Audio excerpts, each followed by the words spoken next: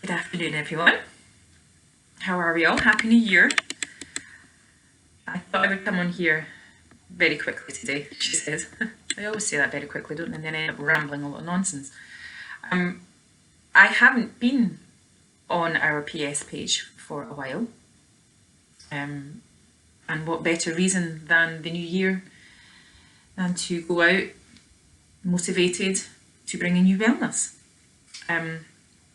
which is an oxymoron, because being authentic, full exposure, my wellness hasn't been particularly good these last few months. Another reason why I haven't been very prevalent on our social media. I wanted to pop on here because most of the time you'll find that at the start of every new year, and it just so happens that it's a Monday, people will often tell you, this is new year, new you. Well, I'm here to say bollocks to that, because there's nothing wrong with the old you or you in general. Yes, you may have aspirations, you may have goals, you may have ideas, you may have plans, and that's all part of life. And you should go forward with vigour and motivation to meet these goals and aspirations, if that is what you want to do. But you are perfectly fine as you are. You don't need to be losing weight. You don't need to be running a marathon. You don't need to be eating more vegetables, unless you want to do all of those things. The idea is that it's not about self-improvement. You don't need to improve on anything. You just need to tweak some things about life, and that is deemed as self-care. And the idea is that you look after yourself before you can look after anybody else. You cannot pour from an empty cup. So I have made some changes in the last few months, some that are quite significant for me. I'm learning to say no more. I'm learning to not do things that I don't think will bring me joy. And my sister has a favourite phrase that she laughs at whenever I say it. No, thank you, that doesn't sound like something I enjoy. And you can say that with a raised eyebrow and tongue in cheek, but in reality, you are perfectly within your rights to say, no, thanks, I don't want to. Stop people pleasing, because it doesn't bring you joy. I've started to set some boundaries again, which is something that I never thought that I needed to do. I've started to cut some people out, and have cut some people out, which was an interesting conversation to have, but it was much needed. So not wishing to go into too much detail, I know that everybody's mental health has been impacted by the last few months, and then of course we add Christmas and the festive season to it, the inability to go out to see people to celebrate as we normally would, and it all just puts a bit of a dampener on everything. However, the staying at home is perhaps a blessing. For me, it's a blessing and a curse, because I tend to hold myself up in my house and not necessarily see a lot of people for a few days. And in the past that would never have bothered me.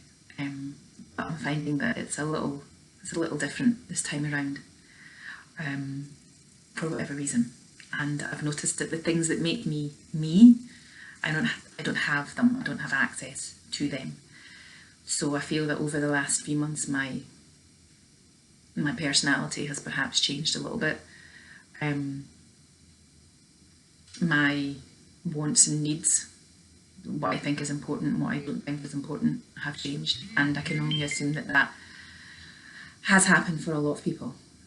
And there are other people out there who will have absolutely no idea of what I'm talking about, because it hasn't made much of an impact, or if it has, it's been a more positive one. It's perhaps brought differing things to the surface for you.